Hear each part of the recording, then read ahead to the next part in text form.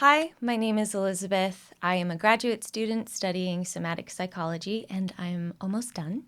I also identify as a witch, and I have PMDD, also known as premenstrual dysphoric disorder.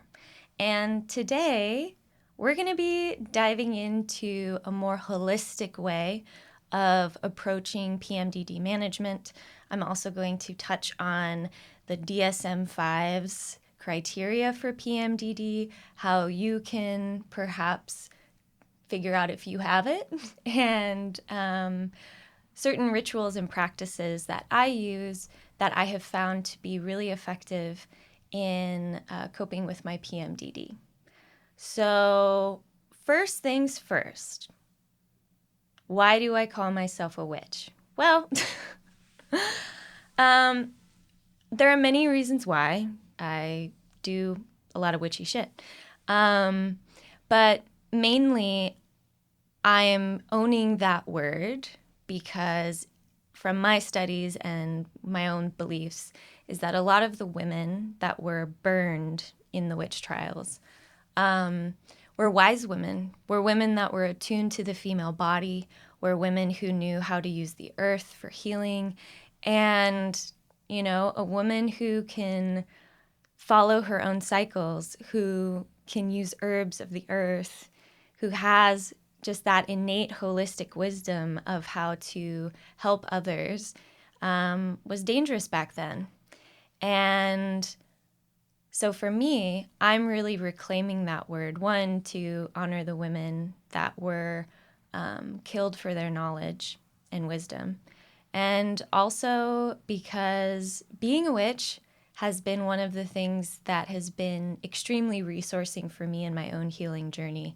And I really want to open the door for more holistic perspectives and ways of looking at mental health, particularly as someone who has a mental health disorder. So before I begin, I just want to let everybody know, because I'm going to name it so I don't shame it. I am currently in my PMDD episode, which means I am in the week before my period hits or when I bleed. And so I feel a bit unstable. I feel a little I feel floaty. I feel like I'm having to work really hard to regulate. And my inner critic is louder than normal. So I might pause throughout this recording just to honor my body and where it's at, and also to be very transparent with all of you of how I manage in the moment my PMDD. So if I pause or if I take a minute to kind of drop into my body, that's why. So a little bit of background before we move into what PMDD is. My kind of healing journey was that I've had PMDD since I was 14. Basically, right when my period hit, boom, PMDD came along with it. And PMDD is it's a depressive disorder under the DSM-5 category, and it has a high rate of suicidality because it feels so damn bad. We'll go into that a little bit more. But I have gone through the entire journey with Western medicine, going to doctors who don't really believe you, seeing GPs that really don't understand the severity because your symptoms are contained based on your period. And so I suffered for a really long time. And it wasn't until I really hit my rock bottom that I started to take charge of my own healing, when I started to empower myself to follow my intuition and follow what my body needs in order to regulate, even if that is against normal and conventional standards. So I've gone through the journey with hormones. I've gone through the journey with diet. I've gone through the journey with basically hibernating in a hole that week and not seeing anybody. Like, I've done everything except for SSRIs, or depression medication. And, oh God, there it is. PMDD blanking me out. Okay, I'm going to just come back. Come back. The thought is right there.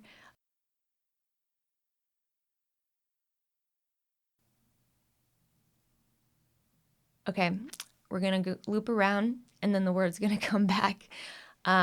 Contraception. There we go. The pill. Yeah. Now, the reason why I chose not to take the pill or an SSRI is because, one, I saw the effects that the pill had on my friends and family, and to me, it was not worth it because my PMDD at the time was very contained to just the week before my period, and I was like, even though this week is hell, even though this week is absolutely awful, I would rather have a week that I know is coming and that I know is contained to that week of feeling that shitty than feeling shitty all the time.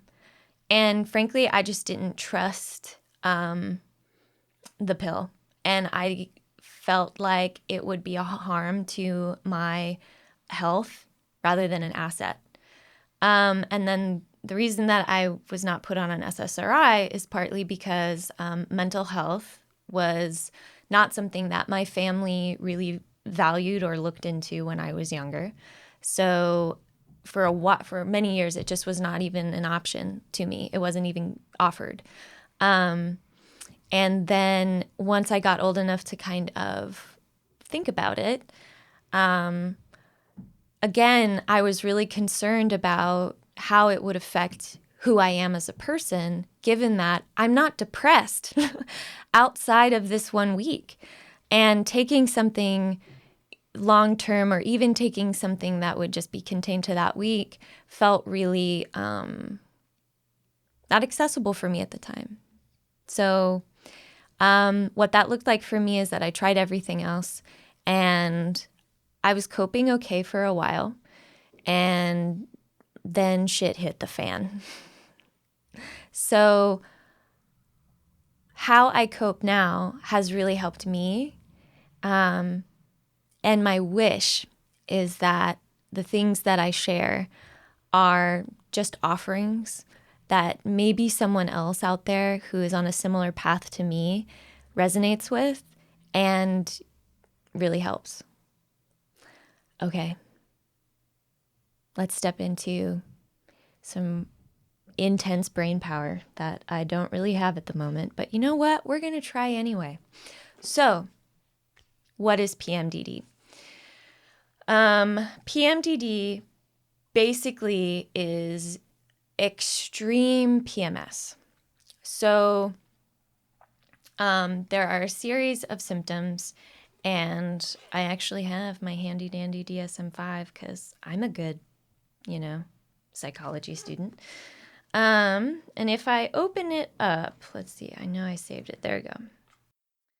So basically for criteria 1, you need to have at least 5 of these symptoms in the first criteria. So the symptoms are basically mood swings, feeling suddenly sad or tearful, or increased sensitivity to rejection.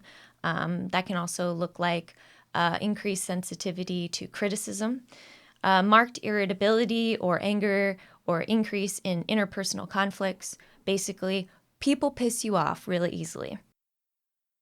Next is marked depressed mood, feelings of hopelessness, or self-deprecating thoughts. That's the inner critic, feeling really sad and depressed. 4, marked anxiety, tension, and or feelings of being keyed up or on the edge. I call it this as like the buzzing that I often feel in my body. It's sort of like, that I get on my PMDD. So let's move on. Next is decreased interest in usual activities, so work, school, friends, hobbies. For me, this really shows up in things that usually I find resourcing, things that I usually find really fun or that I'm passionate about. Absolutely no interest in doing them at all. Subjective difficulty in concentration. I'm in that one right now. Okay. Lethargy, easily fatigued, marked lack of energy. Yep, I also have that one. Marked change in appetite, overeating, or specific food cravings. This one you can actually swing. So some months of your PMDD, like say you have your PMDD in June, you may not want to eat at all. And then July, you want to eat everything. So this can fluctuate. 5, hypersomnia or insomnia. Yep. Some months, can't sleep at all. Other months, I can't get enough sleep. Sense of being overwhelmed or out of control. Ooh. Yep, I feel seen by that one. Physical symptoms such as breast tenderness or swelling, joint or muscle pain, a sensation of bloating or weight gain. Yep, I call this one being in my moon body, but you can call it whatever you want. Now, the thing is you need to have at least 5. If you look on the internet, some places say you need 8, but I have all of these symptoms and I have had all of these symptoms. The other thing that's really important to note is that these symptoms are debilitating. And something that's not in here is increased suicidality, kind of the dark shadow of PMDD, and something that I personally have faced all 16 years that I've had it, where you really think about killing yourself when you're in that hell week. And that's why I call it hell week. I have never attempted suicide, but I have definitely lived with ideation. And just taking a minute, a lot of women die by suicide who have PMDD because they literally just can't take it anymore. So this is not normal PMS. This isn't, oh, you have breast tenderness and you're sore and you got mood swings and you're like interested and you're eating a lot. No, this is like, holy fuck, I can't even let my partner touch me because I'm so irritated and disorganized and overwhelmed. This is, I can barely stand to sit in a classroom while a teacher lectures because my anxiety and depression and cognitive impairment is so intense that I can't even remember what she said just a minute ago. This is, you cannot function. Like, you literally cannot function.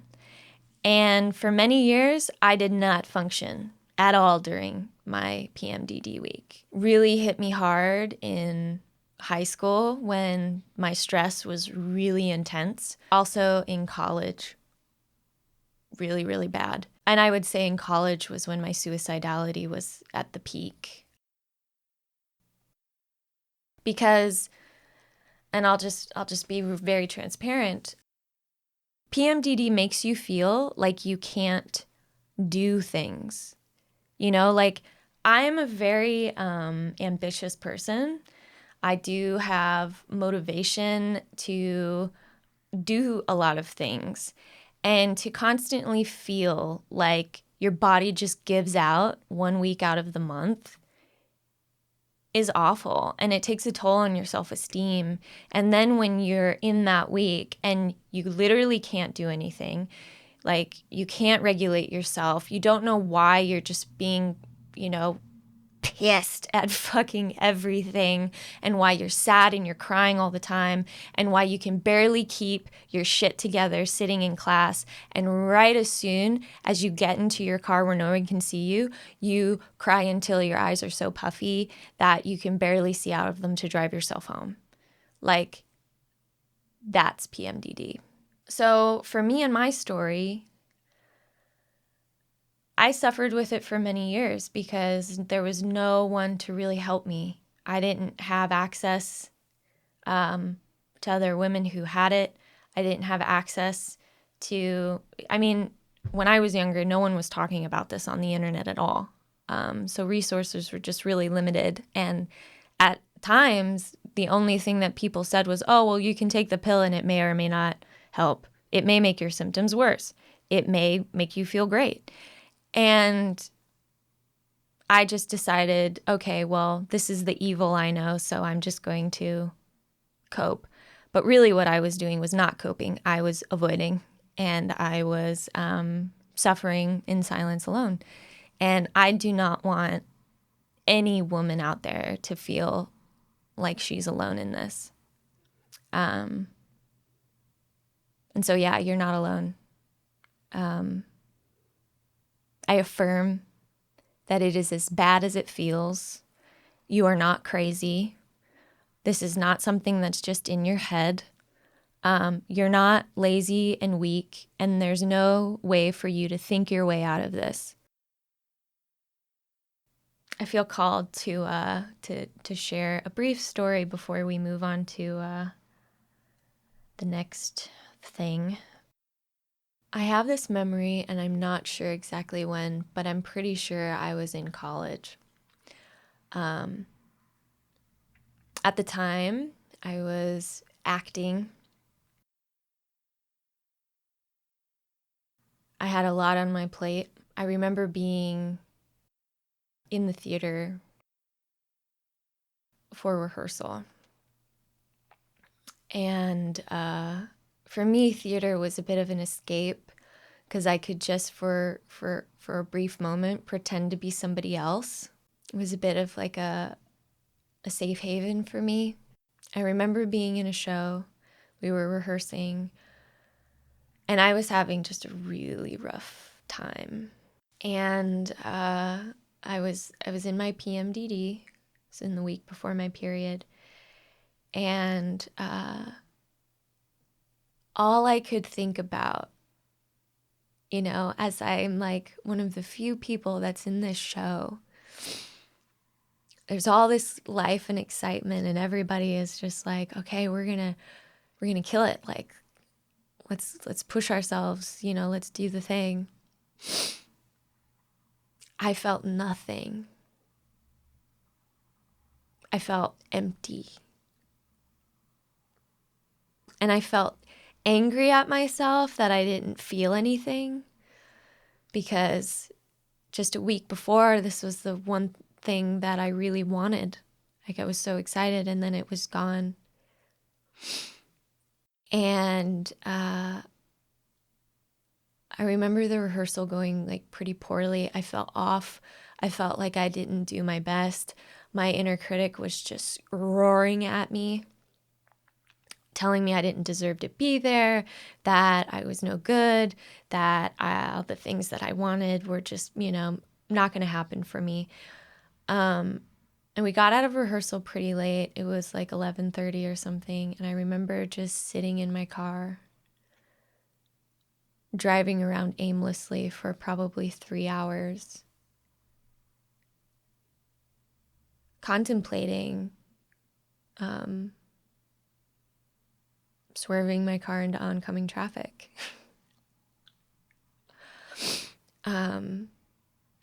Because for me, that void was so painful, and the hopelessness that I felt in that moment was so intense, and I believed it so intently, that I just thought, like, no one should have to deal with this. I shouldn't have to deal with this. Like, this isn't normal. Maybe I should just kill myself.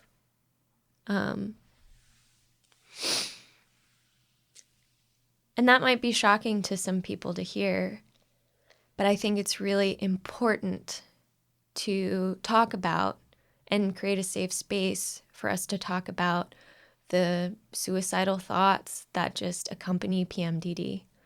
In my experience with other folks that I've talked about who have it, we all think about it. And I think when we can remove that taboo and have a safe space to talk about it, at least for me, I feel a little bit better because I feel fully seen. And it makes it just a little bit more bearable until my period hits. Again, just know that if you share in an experience like this the way that I do, it's not a taboo. And I don't judge you because I get it. I get it.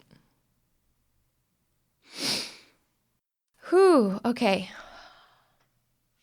Gonna shake it out a little bit. Whew, I'm a deep person. I move into some deep waters. Yeah.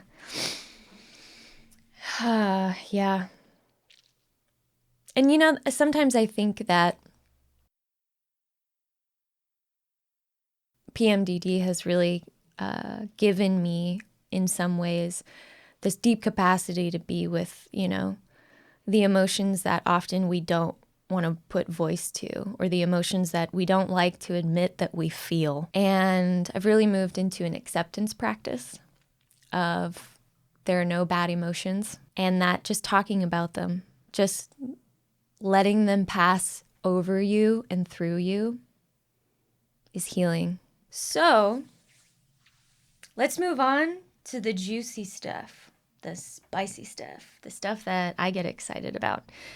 So for me personally, I am really intrigued, fascinated, captivated, curious about and if there is an intersection between magic, spirituality, consciousness, the body, psychology, mental health, and science. Like, I'm really interested in how can we unite all of these things to become available to find the exact configuration that an individual needs in order to be well and in order to move into a healthy relationship with a disorder or things that they can't necessarily control. Like, where can we create support systems? Where can we find, the magic for you that helps you really feel and find your own resilience, agency, and healing? And I guess you can, think about it in a more holistic way, but for me, like, it's a little bit deeper than just a holistic approach. So because I'm naturally inclined in that way and I'm interested, for me, when my PMDD got really bad, I was seeing a therapist. I was also seeing a hypnotherapist, and I was exercising regularly. I mean, going to the gym and lifting weights. I was eating properly, and still my PMDD was awful. It was bad. And this was like during the time when the pandemic had hit. I had moved in with my partner. My life totally flipped upside down and changed. The things that I had once used and relied on to help me through that week, totally gone and taken away. So it was like starting from ground zero on top of this global trauma that everyone was experiencing. So that leads me to, like, if your mental health at baseline is not so great, and your stress level at baseline is not so great, and your body is experiencing trauma that has not been processed, your PMDD will be affected. And at least in my experience, it made my PMDD worse. And when my mental health is, not in the place that I know it can be, my PMDD is really intense. So the more holistic approach that I'm going to take also includes that please also see a therapist. Please, if you need to, be on medication. Like, my approach is a yes and approach, not an either or. And I really think that the things that I'm about to say helped or were aided because I was also seeing a therapist, a hypnotherapist, and I was taking care of myself.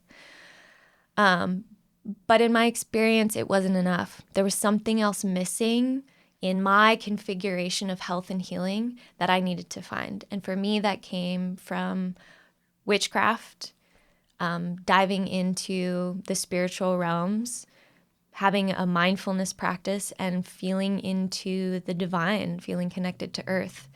And once that key thing was added to all the other things I was doing, I finally got a grip on my PMDD. It was like the clouds parted and oh my God, it worked.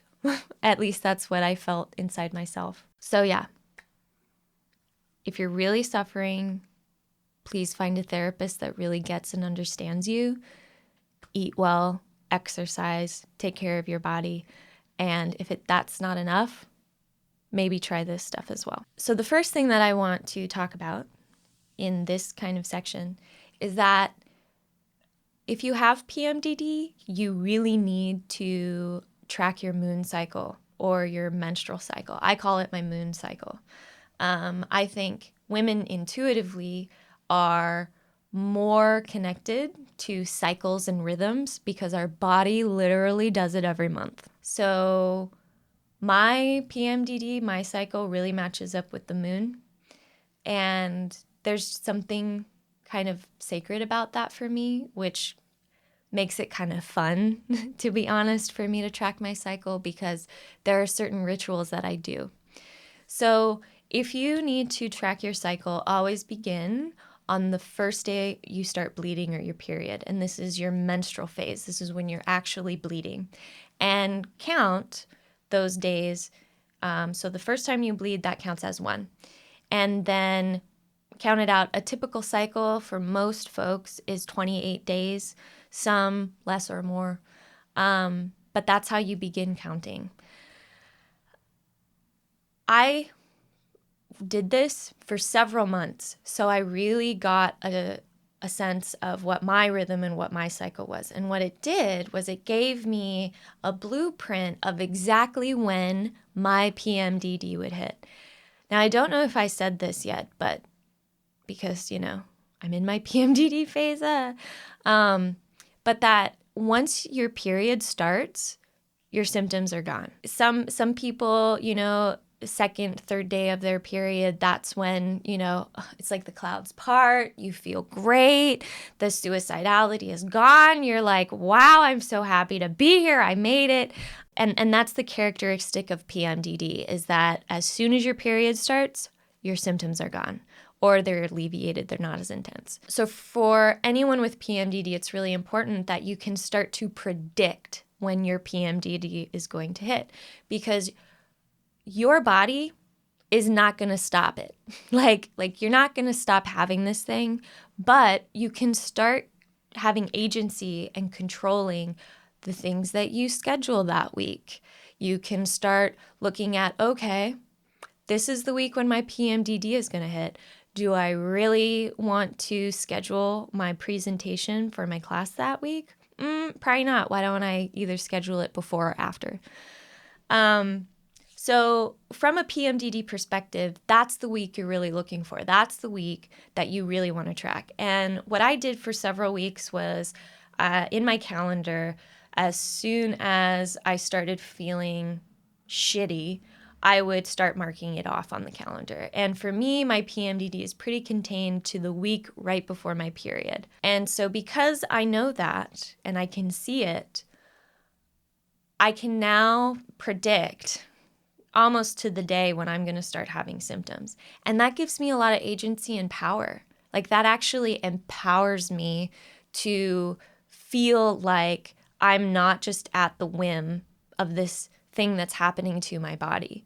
Now I really get to have a lot more self-compassion, because if I know, if I'm aware, if I'm conscious of, okay, these thoughts and these feelings that my body is experiencing, that's the PMDD, because this is the week that it's happening.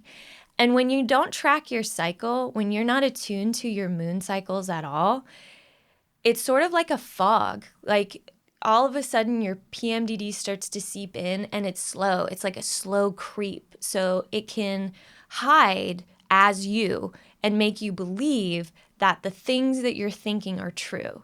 And I'm just going to be very honest. They're not. Because if the thoughts that you're having are contained to that week and you don't have those thoughts outside of that week, it's not you. It's your PMDD. And this is why I kind of think about PMDD as being the PMDD monster. You know, like sometimes I call mine Sally, like Sally fucking comes in and I'm like, oh God, like she's here. And being able to even differentiate that way of being like, okay, that's Sally, that's not me, starts to create some psychic space where I'm able to be more mindful, acknowledge, okay, I'm having these thoughts, but I don't have to attach to them. I don't know if I'm explaining that very well. Again, my own calling in Sally into the space. She starts to get pretty loud. I'm going to take a pause.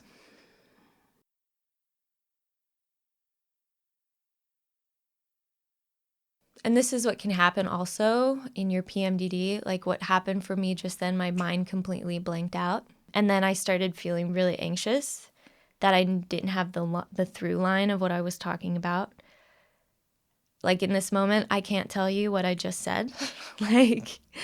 And so I'm just acknowledging that that's where I'm at, and that's fine. I got it. Or at least I have another foothold of where we can go. So seeing as how I don't remember what I just said, hopefully there was a period at the end of that.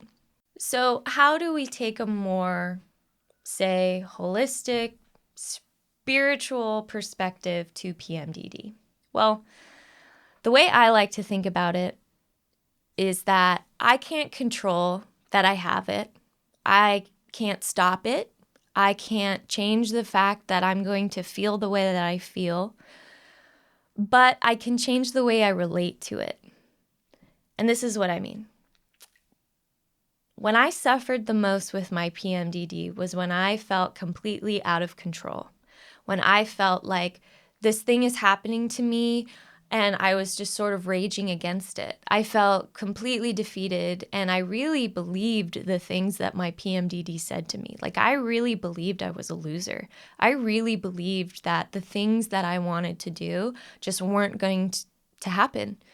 And it started to bleed this like limiting belief and depression and lack of self-confidence in myself, even outside of that 1 week. So I remember when I was working with my hypnotherapist, she said, what if your PMDD was actually your body forcing you to feel all the emotions, all the sensations, all the things that you've been avoiding for the entire month?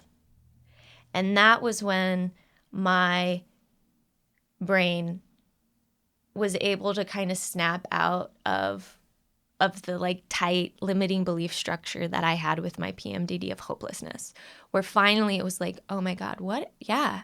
Like, what if all these emotions, all these intense feelings that I'm having are like small accumulations of little moments that when they happen, you know, outside of this week, I'm able to kind of like brush off, or I'm able to just go like push down because it's not that intense. And it's sort of like one by one, I'm putting matches into the corner of the room. And then that week, there's like a fire that I'm, oh God. And when I heard that, it really made me think, what if this thing that I've been fighting against my whole life actually has a greater purpose for me? What if there's a reason that I have PMDD? What if the intense amount of suffering that I have experienced and continue to is serving a greater purpose?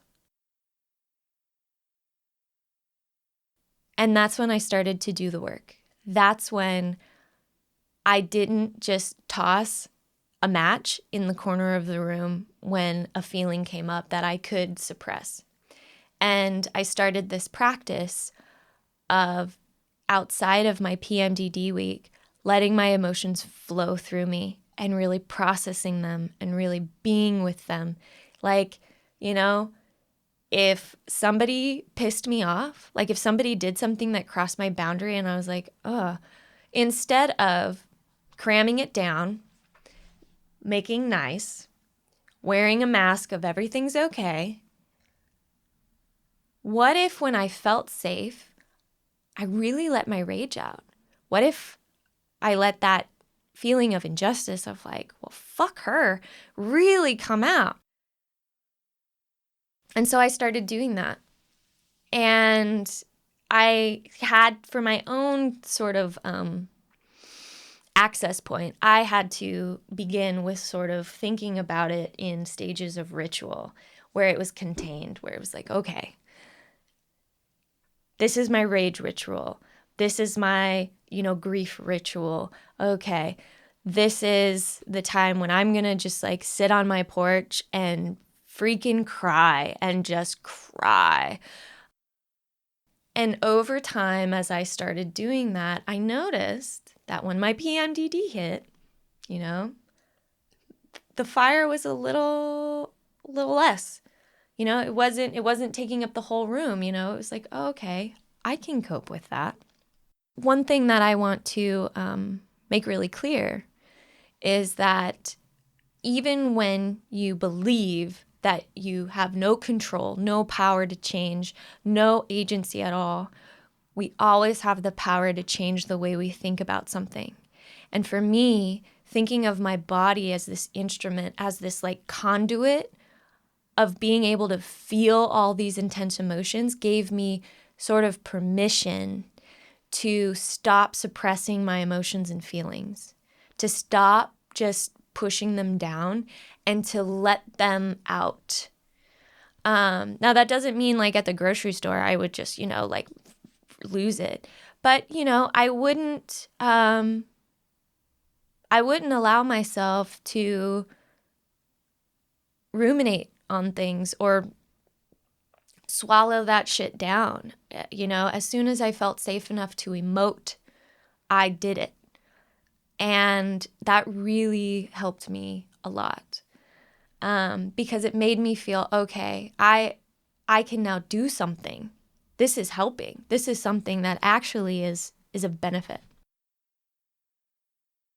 So the more that I really focused on ritual practice, taking a more spiritual perspective, I started to expand the way that I looked at my cycle to the whole moon cycle. So I think about cycles in this way.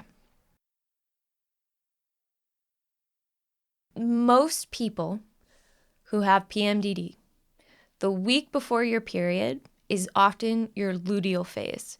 And that's when the egg or the ovum dies. And for me, my brain immediately goes to the spooky, whoa, an egg inside my body that has the potential to create life is dying. No wonder I feel so shitty, And I really view the luteal phase as sort of fall, if we're looking at it in seasons. Like, you're watching the trees die, all the plants are going into their hibernation.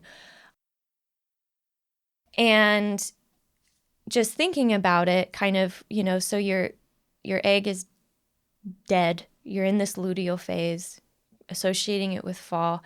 I started to connect that phase to this is my grieving phase.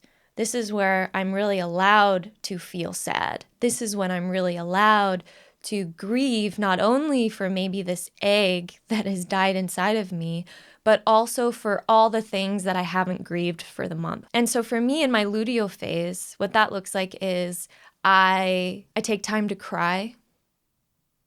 I take time to hold myself.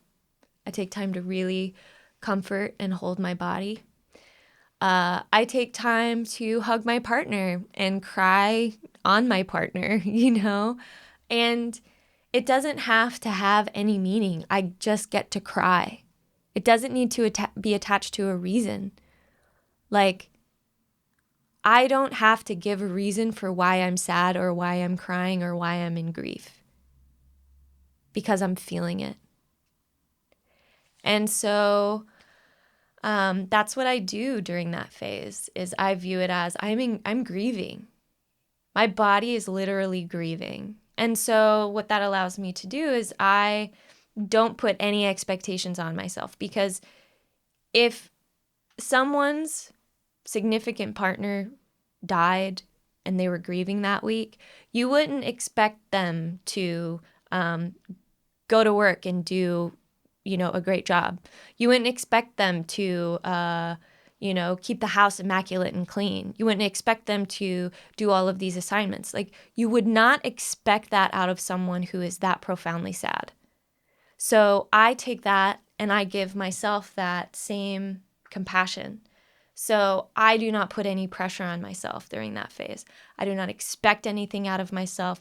I just give space for my body to purge and cry. So then, after your luteal phase, comes your menstrual phase, which is when you're bleeding. That's when you're bleeding out that egg.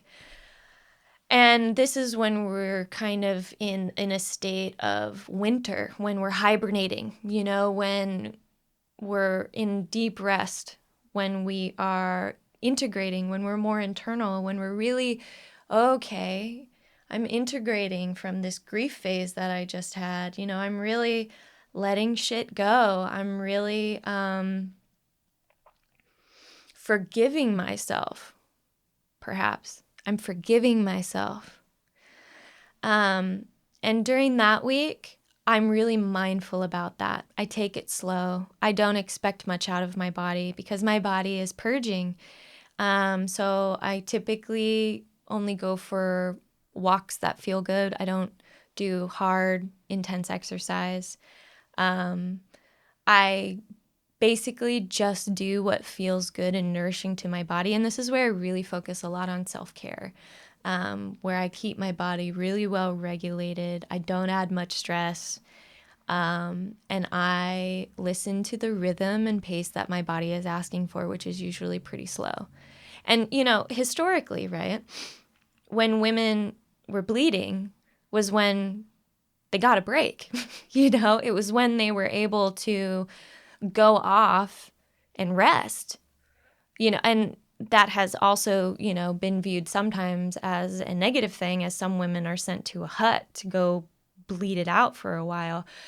But for me, I take a view on it of there's something that we have missed in our culture by expecting women to perform the same as men when they are bleeding between their legs, when they're cramping and they're in chronic pain.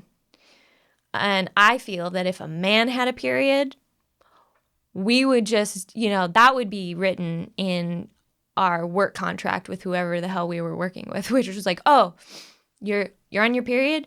Yeah, my dude. Take that day off. But if you're in a women's body and you happen to also live in a more Western culture, for sure, you are expected to perform in a way of how a man would perform. And I say, fuck that. I say, fuck that. I really do. And I say, fuck that because my body just can't. And I have a right to still be in the world and work and do the things that I want. And I am not any less productive because I need to take it easier that week. In fact, I'm more productive when I give myself that break. That's the irony. When I don't push myself, I actually do fine. I come out of it. And this is like, we're leading into the next phase, which is the follicular phase. And this is kind of like how I perceive spring, right? So a new egg is emerging, right? New life. If you watch Bambi, like everybody's Twitter-pated, This is when you feel your strongest. This is when you're like kind of more in a masculine energy. And for me, like masculine energy is a bit more, you can focus, you're clear, you're really strong in your body, you feel like you could do anything, you're motivated. And so you can start to move. And in this phase, in my spring phase, in my follicular phase, this is when I really push myself. This is when I make up for the week that I took off. So I will focus on, for example, because I'm still in graduate school, this is when I write my papers. This is when I stick to a reading schedule.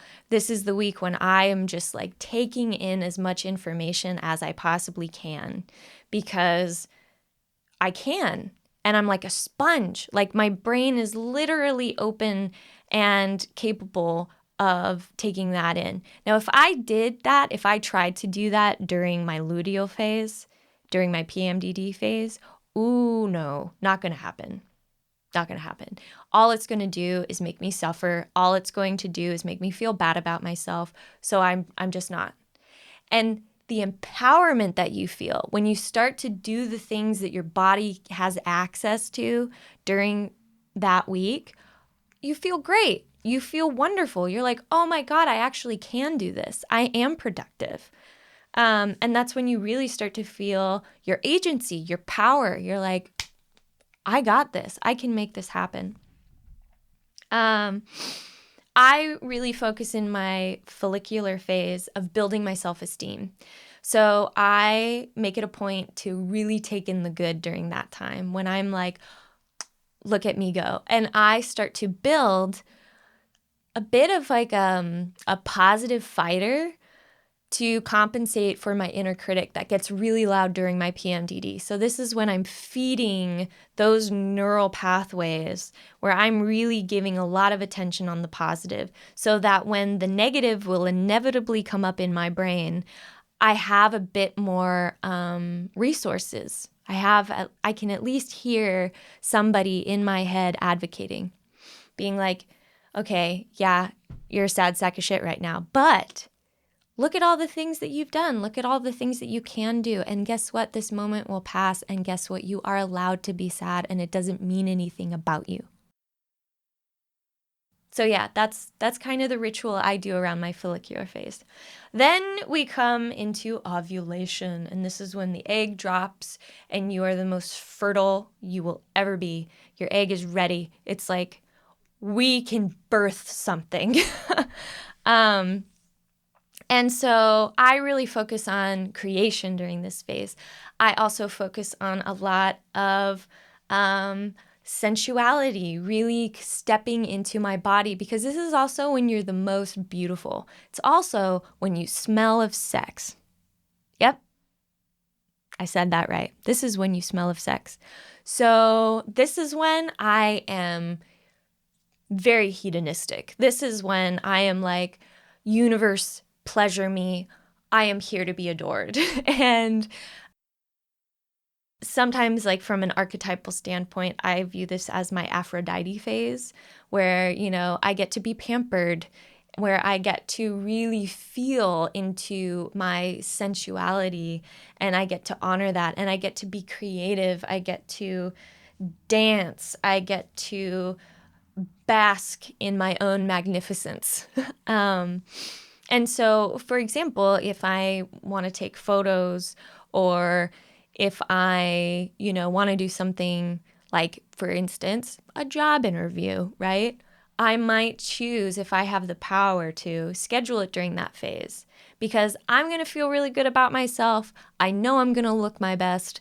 And, my body is kind of a magnet, so it's pretty good time to manifest some shit. So then inevitably, after your ovulation, the luteal phase starts again, and this cycle happens. And when you can start to experience the natural cycle of your body connecting to your own moon body, what your body is doing kind of under the surface of your consciousness, and when you can make that conscious, you really start to tap into your body's wisdom and your body's intuitive knowledge of what it has capacity for and what it doesn't. And then you can start to plan literally around that cycle. And it's not because, oh, I literally can't do that on my luteal phase. It's because there's a week that's actually better for me, because then I can really enjoy it, because then I have access to really do the things that I want to do at that point. So when you can, take a more positive framework on it, because that week is going to return when all that negative bullshit filters in. So if you're just starting out, just to review, really track your cycle. Become a watcher of your moon cycle. Make it conscious. And this is not going to always be fun. So this is why I kind of frame it in more of like a ritual standpoint, because that's what makes it a bit fun for me. And if something's fun, I'm going to do it. And the more that I do it, the more it becomes a habit. The other thing that I do is I get very detailed every single day on what my mood is like. And I would actually advise, if you've never tracked your moon body before, to do this, particularly if you have PMDD, because even in that week of PMDD, at least for me, I've noticed there's like 2 days about when it's the worst, when I am like hit by a ton of bricks and all I can do is lay in bed and watch Netflix and cry. And now, because I know what days most likely that's going to hit, I don't plan anything. In fact, I even prepare myself of like, okay, here it comes. And because I can prepare and be like, all right, tomorrow's going to be rough. Then I get to, one, tell my partner, hey, tomorrow's going to be really rough, which gives him a heads up. And so then he can help me. He's not going to put anything on me. He's just going to be like, okay, yeah. And he's going to be really soft and tender with me and just give me space. It also allows me to prepare and have that self-compassion and also kind of fight a little bit. And this is what I really want to talk about just in the last few minutes here. PMDD is also kind of like facing the hero's journey every month, where this freaking dragon comes and is trying to destroy you. And every month, you got to pick up that sword and you got to go to battle. And sometimes all you can do is hide behind a rock as this fire-breathing dragon is just blasting fire at you, and all you can do is huddle in a ball and avoid getting burned.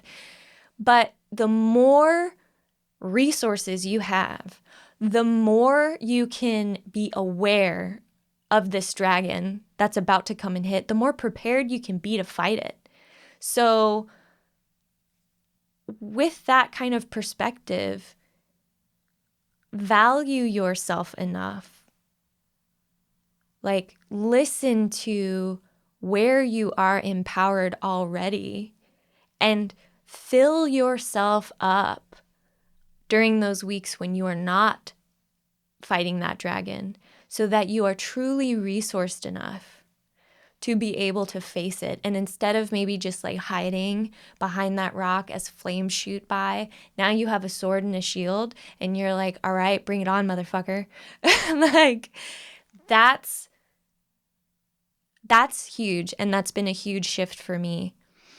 And all the things that I do and all the things that I will eventually share with you that I do begin with being able to track your cycle, being in attunement with your moon body. And the more that you do this, the more resources you start to be able to have to fight this dragon that's going to come every month. So here we are. We've come towards the end. I've been talking for an hour. Wow. I'm going to take a moment to honor my body, that it showed up today, that I pushed through, and that I showed up in integrity, honesty, and transparency, and that I'm grateful that even though it might not be perfect, I still showed up and my body showed up. Yeah. So just that's mostly for me. Thank you so much for spending this time with me. I really honor and respect your journey, and I hope that something that I shared today really resonated and landed in your body. Until next time, good luck on tracking your moon body. I really wish for you the same peace and grounding that it brings me. And until next time, another moment of transparency. I don't know how to transition. I really struggle with transitions. They're really difficult and they're really hard for me, and my body is just not having it right now. So I'm just going to invite the freaking weird and just how my body's doing it, and just saying, I don't really know how to say goodbye or close this thing. And that's okay, because I'm just really happy that I was able to spend this time with you. And I really hope that something that I said landed for you. And if, you don't want to take up these practices, that's fine, because my hope is that at least you didn't feel alone. And perhaps you could listen to this when you're also in your luteal phase, or in your PMDD, or in your Hell Week, or fighting that dragon. And just know that I'm fighting it too, that we're in this together. Okay, until next time, hang in there, and I'll chat with you soon.